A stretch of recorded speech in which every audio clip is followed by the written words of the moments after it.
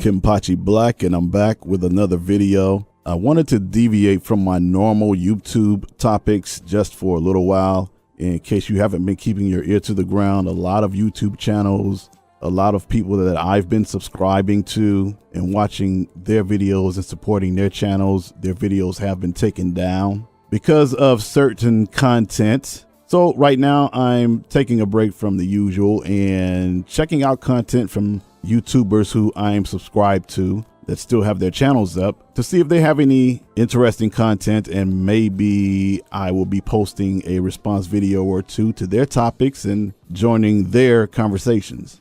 I was watching a video by Ron Wills, one of my favorite YouTubers. The brother's got a lot of wisdom, especially about women and relationships. He made a video and I wanted to respond. It's called, "Is it really select dudes messing up the game?" And I was typing in the comment section and I was going to respond just by commenting, but by the time I was 2 paragraphs in, I just said I should just do a response video. So again, the video is called, "Is it really select dudes messing up the game?" And I think it is a response video to a comment on Ron Will's other video called, "Are Thirsty Men Messing Up the Game?" And I'll post a link to both videos in the description. But I think it was a very interesting conversation and I had to put my 1.5 cents into it. So the question is it really select dudes messing up the game? And I guess select dudes meaning top of the ladder dudes, top of the totem pole dudes, the dudes with the looks, the money, the cash, the charisma, the careers, men that can basically have pretty much any woman he wanted. Are they messing up the game by dealing with women who don't necessarily seem to be on their level?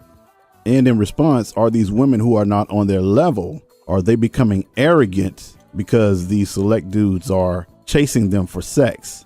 And I guess in a way, select dudes can cause some women, and I'm talking about the mediocre, bottom of the barrel women, women with low self-esteem, and that goes triple for white women. I mean, I've seen white women, and I mean the lowest of the low, what you find underneath the rim of a toilet bowl low. These women think that just because they're white, that a decent black male would have them, and they would get pissed off if he didn't want them. Like, how dare you? I'm white. Yeah, but you're homeless and you're a heroin addict. But anyway, these select dudes can cause these women to get a boost in self-esteem or self-worth. And I've noticed as well a lot of women who are obese, and these women wear tight clothes, everything falling out, all the folds, the rag tied around their head, very loud, very misshapen bodies, just unattractive women. Even they become arrogant, thinking they're the shit. I agree that select dudes contribute to this to a degree. Now, take for an example, myself. I consider myself a select dude, but I guess most men would, but I definitely am. And there were a couple of summers when I was in my 20s, true story, and I was in between serious relationships. So basically I was single. And of course, just because you're single, that doesn't stop your sex drive. I mean, your dick doesn't stop working. So in the meantime, yeah, I was pretty much slaying whatever chick that had a halfway decent face and a halfway decent body. Now, during the summers when I was single, I was running through a lot of one-night stands. Not a lot is required when you're just looking for one-night stands. But when I was looking to get into relationships, of course, my standards skyrocketed because, you know, the women that you have on your arm during the day when you're out or in public, on dates or whatever, of course, she had to be attractive. She's a representative of you. She's a representative of your success. So, of course, she had to be attractive. And with her being attractive, that just makes you even more attractive. So I think it really depends as well where a dude is at in his life. He may not be looking for a serious relationship, and these undesirables are just more accessible to him.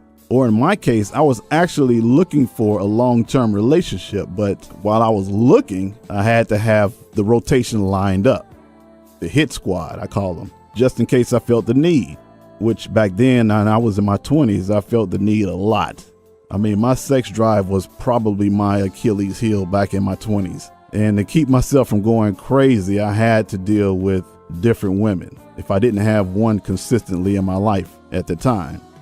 I mean, there were times where I just couldn't sleep at night. I just had to get laid. And back then, we didn't have social media.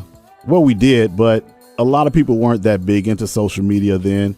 Back then, we had these chat lines. I don't know if you're familiar with those. When you call a number and you place a voice profile and see which lady would respond to you, or you could respond to the lady's profile. And I would have to be at work at 5:30 in the morning, and I'm on the phone talking to chicks till 3 in the morning, trying to get them to come over, or I go over to their house. And, it got to the point where it became pretty routine. I was showing up at the door with a condom in my front pocket, in my front shirt pocket. And women would be like, "Oh, you knew it was going down when you came over here, huh?" I'd be like, No, I wasn't expecting that. I was just expecting to talk to you some more. I don't know why, but that actually worked. I mean, I knew what to say to get invited over. I did it so many times. So of course I knew what to say. You get better and better each time you talk to a different lady. And a lot of times these women were claiming they were looking for a relationship, but they end up fucking on the first night. I mean, the very first time you meet them, they end up fucking. And the majority of these women, they were not top-notch women, as far as looks and body, but they had a purpose. But every once in a while, you might find a really nice looking chick. But I mean, if she fucks on the first night, you're not going to keep her either. But I said all that just to say this. Yes, select dudes are responsible to a degree when it comes to the undesirables being arrogant and thinking they're the shit and thinking that they can get any man they want. But I think the thirsty dudes win out. I think the thirsty dudes have more impact than the select dudes simply because there's a lot more of the thirsty dudes coming at these ladies.